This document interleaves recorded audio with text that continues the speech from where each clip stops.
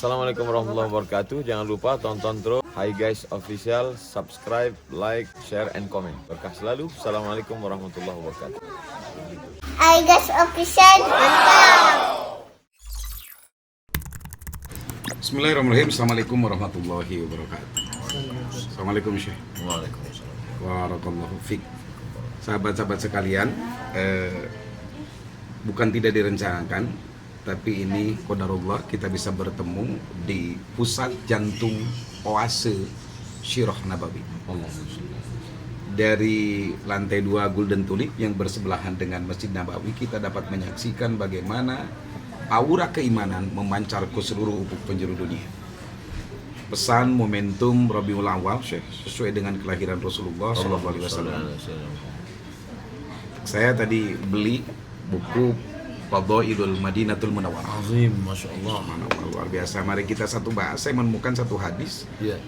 riwayat Abi Hurairah dan ini hadisnya hadis mu'an'an. Allahu Akbar. Mu'an'anun ka'an sa'idin an kiram wa mubhamun bahwa robihin dak yusam. Masya Allah. Jadi derajatnya sangat luar biasa. Ya. Kita akan kupas di sela-sela kita menuju adzan maghrib, Syekh. Masya Allah. Barakallahu fiik. Saya melihat wajah tuan guru ini cerah secerah Secara masa hubungan depan kita. Indonesia. Insyaallah. Ada hadis dari riwayat Abi Hurairah, ani Nabi sallallahu alaihi wasallam qala la taj'alu buyutakum kuburan wa la taj'alu qabri aidan Iya. wa sallu alayya fa inna salatakum tablughuni haitsu kuntum. Iya. Hadis riwayat Imam Ahmad, Abu Daud dan Baihaqi. Nih, gimana kisi-kisinya? La taj'alu buyutakum kuburan Iya. wala taj'alu qabri aidan. Ini ada wala taj'alu qabri aidan ini. La taj'alu qabri idan. Jangan kamu jadikan kuburku itu sebagai tempat hari raya, perayaan. Kita tidak bisa mengambil satu hukum dari satu hadis. Ya. Maka ada hadis lain yang disebut dengan tema maudhu'i, tematik. La'anallahu al-yahud wan nasara ittakhadhu qubur anbiya'ihim masajid. Masajid. Allah melaknat Yahudi dan Nasara karena mereka menjadikan kuburan nabi-nabi mereka sebagai tempat ibadah. Jadi ini kubur, lalu kubur itu diratakan dengan tanah dan dibangunlah di atas kubur itu sinagog, dan di atas kubur itu dibangun kanisa. Kanisa, gereja. Iya, lalu di atas itulah dijadikan sebagai tempat ibadah. Maka Nabi melarang itu. Sedangkan Masjid Nabawi tidak ada kubur Nabi diratakan lalu di atasnya dibangun masjid. Tidak begitu. Kubur Nabi tetap dengan pagarnya. Lalu kemudian ada Masjid Nabawi di sampingnya. Iya. Jadi posisi Masjid Nabawi, ini Masjid Nabawi, ini kubur Nabi. Jadi Bahwa ada perluasan masjid itu di belakang kubur Nabi. Iya. Jadi tidak di atas kuburan ini. Bukan di atas kuburan. Maka bedakan yang pertama tiga masalah. Pertama, la'anallahu al-yahud wan nasara ittakhadhu qubur anbiya'ihim masajid, menjadikan kubur sebagai tempat ibadah. Yang kedua adalah la tasjudu ilal kubur, jangan sujud ke kubur. Yang ketiga adalah masjid yang ada kubur. Nah, jadi jangan dipukul rata semua. Yang terlaknat itu mana? Diratakan ini kubur, lalu di atas kubur itu dibangun tempat. Nah, itulah yang terlaknat. Sedangkan sujud ke kubur, ini kubur, lalu ada orang sujud. Sujud langsung pun, kalau dia tidak mempertuhankan kubur, misalnya pas lagi sholat id, tahu-tahu di samping masjid itu ada kubur, lalu kemudian sopnya tiba-tiba tergeser pas di depan kubur. Andai terjadi, hukumnya makruh. Karena dia tergeser sopnya tiba-tiba pas di depan kubur, makruh. Sedangkan kalau di samping kubur itu ada tembok, apalagi ada jalan, maka dia tidak dianggap sujud kepada kubur. Nah, maka kalaulah sholat di masjid yang ada kubur, masjid yang ada kuburnya, biasanya masjid-masjid tua, masjid-masjid kerajaan, itu biasanya di samping masjid ada kubur. Kenapa? Pertama, tanah wakaf biasanya sepaket antara tanah wakaf masjid dengan tanah wakaf kubur. Kedua, orang-orang ingin diwakafkan dikuburkan di samping masjid supaya dia dapat salam orang beriman 10 kali. Pas mau masuk masjid, assalamualaikum ya ahlad diyar minal mu'minin wa inna insyaallah bikum lahiqun. Jadi setiap waktu didoain gitu kan. Dan ketika akan pulang juga, Allahumma ighfir lahum warhamhum ila arwahi abaina wa ummatina jami'il muslimina wal muslimat. Nah, adapun kita ziarah ke makam Nabi sallallahu alaihi wasallam karena sahabat Nabi Abdullah ibn Umar setiap dia pulang dari musafir, dia tidak pulang ke rumahnya, tapi dia datang ke depan makam Nabi dan mengucapkan assalamu alayka ya Rasulullah, assalamu alayka ayuhan nabiyyu wa rahmatullahi wa barakatuh. Bahkan ini Syekh katanya Imam Ibnu Katsir menjelaskan bahwa kita tidak boleh mengatakan untuk ziarah ke makbarah Nabi, tapi ziarah kepada Nabi Rasulullah. Iya.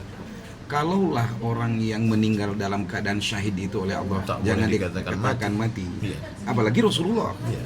Imam Malik memakruhkan. Makruh menyebut, Makruh hukumnya menyebut ziarah ke kubur Nabi. tapi harus ziarah ke Rasulullah. Ziarah ke Rasulullah. Karena orang yang mati syahid, wala taqulu liman yuqtalu fi sabilillahi amwat. Jangan kau katakan orang yang mati jihad fi sabilillah itu mati. Kalau orang yang mati fi sabilillah aja enggak boleh disebut mati. Ada yang lebih hebat daripada orang mati fi sabilillah, siapa? Nabi Muhammad, Sayyidul Syuhada, Sayyidul Awwalin wal Akhirin, Sayyidul Anbiya wal Mursalin, Sayyidul Thaqalain. Maka dari mana? Saya dari berziarah ke Rasulullah. Bahkan saya punya guru di Sukabumi itu ada Mbah Jejan, mungkin pernah kenal Syekh. Iya. Mbah Jejan. Iya, kayak Jejen. Kayak wakil talqin TKN itu. Iya. Yang pernah diundang ke pondok kami. Iya. Dia mengatakan, saya kalau ziarah ke Rasulullah itu gini, siap komandan, saya melanjutkan perjuangan. Masya Allah. Artinya ruhnya itu ya tersambung karena itu. Dan ada yang unik di ujung hadis ini, wasallu alayya fa inna sholatakum tablughuni haitsu kuntum. Iya. Artinya bacaan sholawat itu merupakan penyambung kita dengan Rasulullah. Bahkan ada satu hadis yang lain itu kullu du'ain mahjubun hatta yusolli ala nabi. Iya. Mungkin ada relevansi dengan ujung hadis ini, Syekh. Karena semua doa itu terhijab, mahjub kalau tidak disebut nama dia. Makanya di awal doa, alhamdulillah rabbil alamin wassalatu wassalamu ala asyrafil anbiya wal mursalin.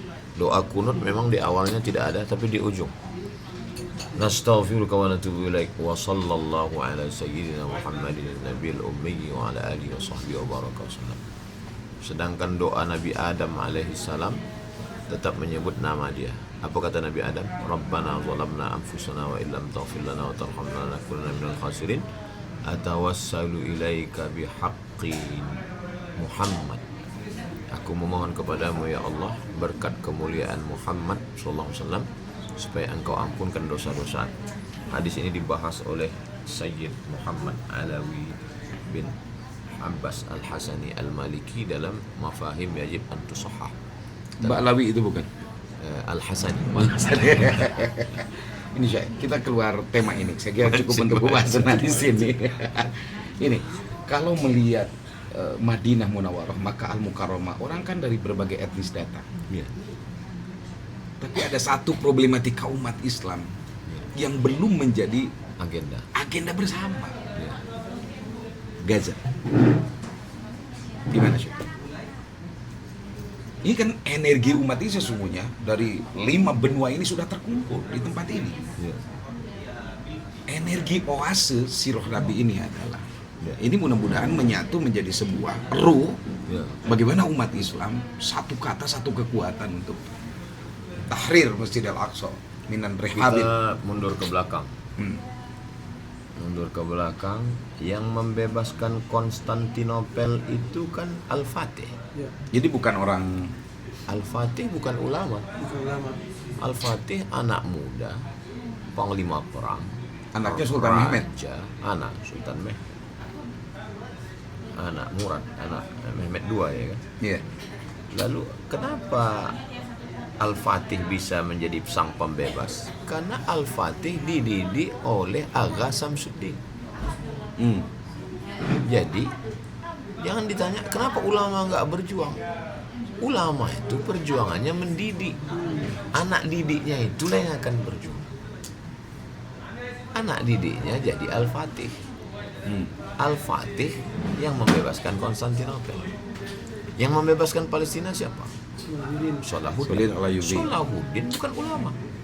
Salahuddin panglima perang yang menggulingkan Syiah Fatimiyah di Mesir. Ya, menjadi dinasti Ayyubiyah. Salahuddin Al-Ayyubi. Salahuddin Al-Ayyubi dididik siapa? Dididik oleh Al-Ghazali melalui Ihya Ulumuddin.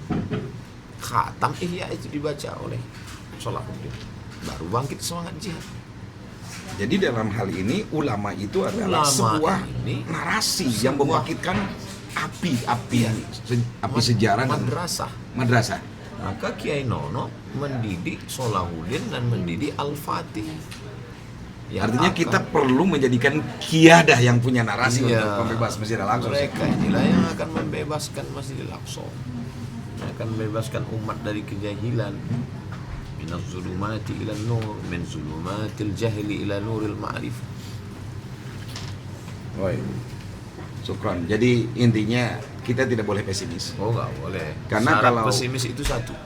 La yai'asu mir rahmatillah illal qaumul kafirun. Jadi kalau mau pesimis harus kafir dulu. Kalau enggak kafir enggak boleh. Artinya ketika Rasulullah mengatakan la tuftahanal Konstantinia fala ni'mal amiruha wala ni'mal jaisu dzalikal jaish, itu jeda waktunya 503 tahun kan? Iya. Pembuktian oleh Muhammad Al-Fatih. Iya. Artinya kita perlu sabar. Dan bukan hanya sabar tapi sabiru warabitu. Sabiru warabitu. Makanya mudah-mudahan kita sesabarnya Zainuddin menantikan Hayati. Subhanallah, alhamdulillah, perbincangan kita yang sangat bermakna di depan Masjid Nabawi, sebuah oase. Ini bukan layar TV ya? Bukan layar TV. Sebuah oase yang terus membangkitkan energi umat untuk bangkit dan bangkit. Dan insya Allah Sumatera dipersatukan, Indonesia, Asia Tenggara lewat Tuan Guru Profesor Dr. K.H. Ustadz Abdus Somad LC.MA. Allahu Akbar. Barakallahu fikum. Mudah-mudahan kalaupun kita berpisah beberapa waktu, bumi Pasundan dari Ciamis, Sunda Empire. Barakallahu fikum Ustaz. Fikum barakah. Demikian, assalamualaikum warahmatullahi wabarakatuh. Selamat untuk Hai Guys Official. Semoga liputannya menjadi inspirasi buat anak-anak muda.